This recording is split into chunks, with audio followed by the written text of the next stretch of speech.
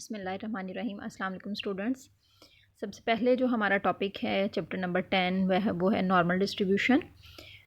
Normal distribution is undoubtedly the most important and frequently used of all probability laws. जितने भी statistics के laws हैं उन सब में जो है वो सबसे ज़्यादा इम्पॉर्टेंट जो लॉ है वो है नॉर्मल प्रोबेबिलिटी लॉ। क्योंकि ये क्यों इम्पोर्टेंट है, ये इसलिए इम्पोर्टेंट है कि दुनिया में जो ज़्यादातर प्रॉब्लम्स हैं या जो ज़्यादातर फिनोमेना आप देखेंगे वो सारा नॉर्मल आपको नज़र आएगा। Most of the people have normal height on the average, most of the people have normal IQ scores and most of the people have normal weights, most of the babies have normal weight at the time of their birth. बहुत कम आपको ऐसे लोग नज़र आएंगे जो कि बहुत ज़्यादा हाइटेड हों और बहुत कम ही ऐसे लोग नज़र आएंगे जो कि बहुत ज़्यादा शॉर्टर हों। इसी तरह IQ स्कोर्स है, बहुत ही कम ऐसे लोग होते हैं जो एक्स्ट्रा ऑर्डिनरी इंटेलिजेंट होते हैं और बहुत ही कम ऐसे लोग होते हैं जिनकी जो है वो IQ स्कोर्स बहुत ही लो होता है। इसी तरह आप देखें कि दुनिया में जो ज़्यादातर लोग हैं वो मीडियोकर्स होते हैं, नॉर्मल इकोनॉमी होते हैं। नॉर्मल इकोनॉमी डिस्ट्रीब्यूशन जो है वो भी आप देखेंगे कि ज़्यादातर जो है वो नॉर्मल होती है। बहुत कम ऐसे लोग होते हैं जो बहुत ज़्यादा रिच हों और बहुत ही कम ऐसे लोग होते हैं जो कि बहुत ज़्यादा पुअर हों। तो मीडियोकर्स जो हैं वो ज़्यादा होते हैं। इसी तरह दुनिया में जितनी भी प्रैक्टिकल प्रॉब्लम्स हैं हर एक में नॉर्मल डिस्ट्रीब्यूशन जो है, नॉर्मल लॉ जो है वो आपको नज़र आएगा। नॉर्मल ही आप जो है वो देखेंगे आप चीज़ों को ज़्यादातर दुनिया में अक्कर हो रही हैं। हाँ जी, इसका फर्स्ट पॉइंट ये है, ये बताया जा रहा है कि क्यों नॉर्मल डिस्ट्रीब्यूशन जो है वो मोस्ट इम्पॉर्टेंट है। First one, the normal random variable does frequently occur in practical problems such as heights and weights of individuals, IQ scores, error of measurements. ठीक है, यही जो मैं आपको बता चुकी हूँ कि दुनिया में सबसे ज़्यादा जो वेरिएबल अकर होता है वो रैंडम वेरिएबल है। Second, it is the limiting form of many other probability laws and hence provide an accurate approximation to them.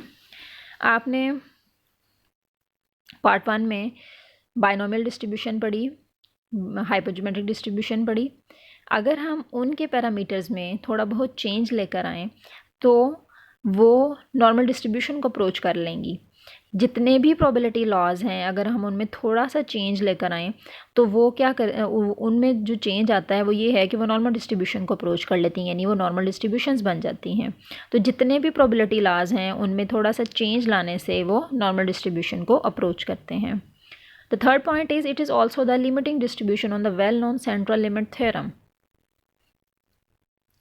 Central limit theorem क्या है कि अगर आपके पास बहुत सारे सैम्पल्स हों और सब की शेप्स डिफरेंट हों, सबके नंबर ऑफ आइटम्स जो हैं इन ईच सैम्पल डिफरेंट हो, उन सब सैम्पल्स का हम अगर मीन ले लें, मिडल वैल्यू ले लें, उनका मीन ले लें और उनकी एवरेज जो वैल्यू है यानी जो उनकी मीन वैल्यू है उसको हम अगर डिस्ट्रीब्यूशन उनकी ड्रा करें, उनका ग्राफ ड्रा करें तो वो नॉर्मल डिस्ट्रीब्यूशन बन जाएगी। This is the central limit theorem. These 3 points are why the normal distribution is most important. It's your first question, why the normal distribution is most important. तो ये 3 points आप उसमें add करेंगे। Thus, a great many techniques used in applied statistics are based on normal distribution. तो जितनी भी statistics में techniques हैं वो ज़्यादातर जो हैं वो नॉर्मल डिस्ट्रीब्यूशन पर बेस करती हैं। Now next topic is normal probability density function. Normal probability density function क्या है? डेंसिटी फंक्शन आपने पहले भी पढ़ा हुआ है। एक होता है डेंसिटी फंक्शन और एक होता है मैस फंक्शन। ठीक है, डेंसिटी फंक्शन किसका होता है? जो कंटिन्यूस रैंडम वेरिएबल है उससे बनने वाला जो फंक्शन है वो डेंसिटी फंक्शन है और डिस्क्रीट रैंडम वेरिएबल से बनने वाला जो फंक्शन है वो मैस फंक्शन होता है। ये 2 टाइप्स के वेरिएबल्स आपने पढ़े हुए हैं, डिस्क्रीट रैंडम वेरिएबल क्या है और कंटिन्यूस रैंडम वेरिएबल क्या है। वेरिएबल ऐसा वेरिएबल जो कि नंबर लाइन पे सिर्फ आइसोलेटेड पॉइंट्स ले यानी सिर्फ होल नंबर्स ले, वो कौन सा वेरिएबल है? वो डिस्क्रीट वेरिएबल है। और जो वेरिएबल नंबर लाइन पे ईच एंड एवरी वैल्यू ले इन अ गिवन इंटरवल वो आपके पास कंटिन्यूस रैंडम वेरिएबल है। तो जो आपने पार्ट 1 में डिस्ट्रीब्यूशंस पढ़ी हैं, binomial distribution and hypergeometric distribution, these distributions are based on the discrete random variable, but normal distribution based on continuous random variable. A continuous random variable x is a normally distributed if and only if its probability density function is. probability density function जो है वो normal distribution का ये है, f of x is equal to n for normal distribution, x is the normal random variable, mu is the population mean, sigma is the population standard deviation which is equal to 1 over sigma under root 2 pi. Pi is the value of constant जो आप पिछली classes में भी पढ़ते आ रहे हैं. Pi is equal to 22/7. E raise to power, ये ई की पावर में है सारा. Next e raise to power -1/2 into x minus mu over sigma whole square. Range है इसकी -∞ से +∞, क्योंकि ये कंटिन्यूस रैंडम वेरिएबल है, कंटिन्यूस डिस्ट्रीब्यूशन है, इसलिए इसकी जो है वो रेंज -∞ से +∞ है. अब ये सारी जो कुछ भी इसमें डेंसिटी फंक्शन में यूज़ हुआ है उन सब के बारे में बताया जा रहा है. म्यू क्या है? Mu is the real number है, कोई भी रियल नंबर है जो कि -∞ से +∞ के दरमियान लाई कर सकता है. नेगेटिव भी हो सकता है, पॉइंट्स में भी हो सकता है, पॉजिटिव भी हो सकता है, होल नंबर भी हो सकता है, कुछ भी हो सकता है. म्यू यानी mean. Sigma is the population standard deviation. तो sigma must be positive mean कि सिग्मा जो है क्योंकि आपको डिस्टेंस बताता है तो इसलिए ये पॉजिटिव होगा इसलिए ये ग्रेटर देन 0 होगा. Pi is the constant 3.1415 and e is also a constant.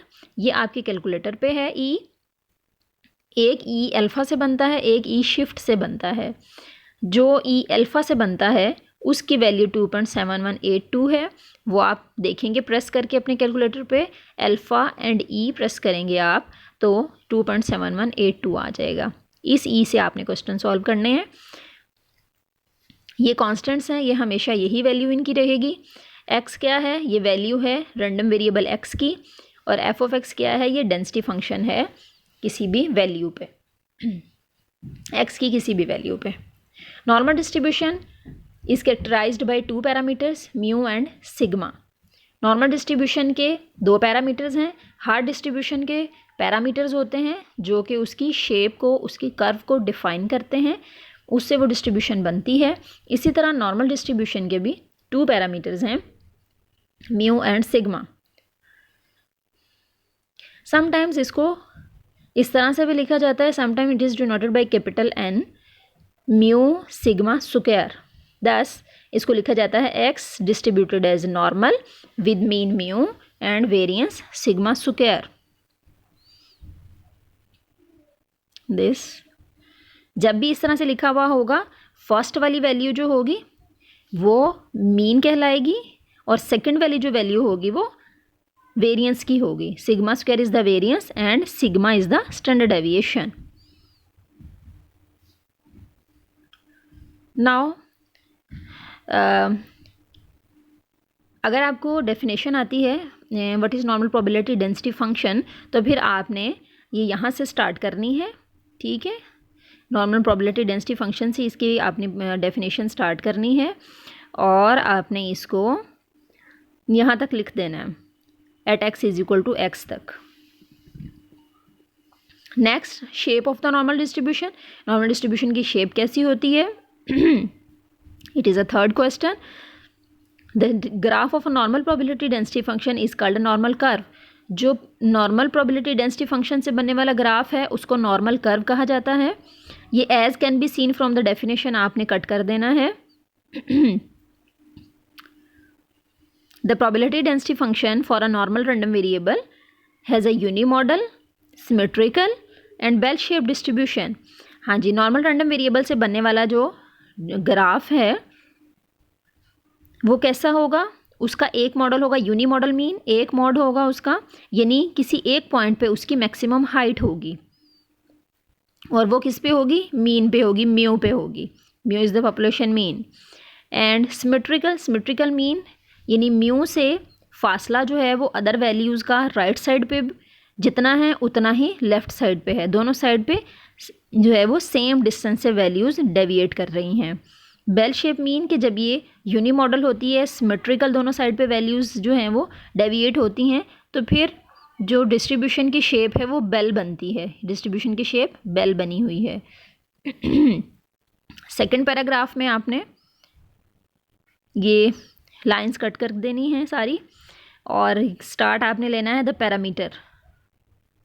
यहाँ से the parameter, sigma controls the relative flatness of the curve, कि जो पैरामीटर सिग्मा है वो क्या करता है, डिस्ट्रीब्यूशन की फ्लैटनेस को कंट्रोल करता है, और म्यू क्या करता है, म्यू इसकी पोजीशन को कंट्रोल करता है। The first point about the shape, right side की जो फिगर है उसको देखें। Keeping mu constant and decreasing sigma causes the density function to become more sharply peaked. हाँ जी, म्यू यहाँ पर 10 है, म्यू की वैल्यू सिग्मा की हर वैल्यू के लिए 10 रखी गई है। At the first point sigma is 1.64, sigma की वैल्यू अदर वैल्यूज से बड़ी है, तो डिस्ट्रीब्यूशन जो है वो थोड़ी फ्लैट है, यानी उसमें वो ज़्यादा जो है वो थोड़ी, जितना सिग्मा होगा उतनी डिस्ट्रीब्यूशन फैलेगी, फ्लैट होगी, उतनी ही फ्लैट होती जाएगी, जितना सिग्मा को बढ़ाते जाएंगे उतनी ही डिस्ट्रीब्यूशन जो है वो फ्लैट होती जाएगी। अब सिग्मा की वैल्यू अगर आप कम करते हैं तो वो और सुकड़ जाएगी, ठीक है, साइड्स उसकी जो है वो और श्रिंक हो जाएंगी, वो ऊपर की तरफ शार्पली पीक हो जाएगी। सिग्मा की वैल्यू और कम की 1.16 की, तो ये साइड्स जो हैं वो इसकी और सिमट गई हैं, तो ये शार्पली पीक हो गई है। थर्ड नंबर पे, थर्ड जो है वो ग्राफ, उसमें देखें सिग्मा की वैल्यू 0.71 है, और कम हो गई है, तो डिस्ट्रीब्यूशन मज़ीद जो है वो शार्पली पीक हो गई है, यानी उसमें से फ्लैटनेस ख़त्म हो रही है। जितनी सिग्मा की वैल्यू को बढ़ाएंगे उतनी ही फ्लैटनेस बढ़ती जाएगी। नेक्स्ट लेफ्ट साइड की फिगर में देखें, सेकेंड पॉइंट देखें, keeping mu constant and increasing sigma causes the density function to flatten.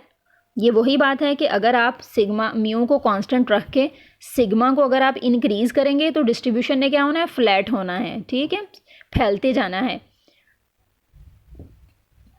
तो म्यू के पास ये जितनी भी वैल्यूज़ हैं या जितनी भी प्रोबेबिलिटीज़ हैं वो म्यू से थोड़ा जो lower probabilities of being close to mu, ठीक है, कम प्रोबेबिलिटीज़ जो हैं वो म्यू के क्लोज होंगी, लेकिन जब सिग्मा सिग्मा की वैल्यू कम होगी तो प्रोबेबिलिटीज़ जो हैं वो म्यू के ज़्यादा क्लोज आ जाएंगी, इसलिए ये ऊपर की तरफ बढ़ती जाएगी। अब लेफ्ट साइड की फिगर में देखें, third point, if sigma is held constant, sigma की वैल्यू आपने सेम रखी है तो शेप जो है वो उसकी सेम रहेगी। म्यू वेरिड, म्यू को चेंज किया है, mu is varied, mu change है, shape of the density function remains the same with its centre moving to the location of mu. सिर्फ इसका सेंटर चेंज होगा। जब म्यू 5 है, म्यू 6 है तो ये मिडल वाली डिस्ट्रीब्यूशन है, म्यू 7 की है तो डिस्ट्रीब्यूशन थोड़ी आगे चली गई, यानी इसका सेंटर पॉइंट चेंज हो रहा है। और म्यू अगर 5 किया है तो इसका सेंटर पीछे चला गया है, थोड़ी ये पीछे हो गई है। सिग्मा की वैल्यू हर एक में 1.4 है, तो शेप उसकी जो है वो सेम है।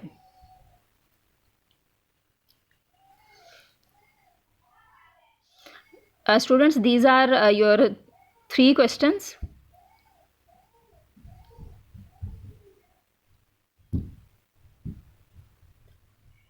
Okay, shape of the normal distribution, why the normal distribution is most important, normal probability density, what is normal probability density function, and what is the shape of the normal distribution. These 3 points जो है ये आपके हो गए हैं, ये आपको जो है वो अच्छे तरीके से आने चाहिए। अगर इसमें किसी बात की समझ आपको नहीं आती है तो आप मुझे मैसेज करके पूछ सकते हैं। इनको अच्छे तरीके से आपने याद करना है, जिस बात की समझ नहीं आई वो पूछ लें। नेक्स्ट जो है वो टॉपिक आपका होगा प्रॉपर्टीज़ ऑफ नॉर्मल डिस्ट्रीब्यूशन। ये अगर आप साथ साथ नहीं करेंगे तो फिर आपको नेक्स्ट लेक्चर की समझ नहीं आएगी, ठीक है। ओके, अल्लाह हाफिज़।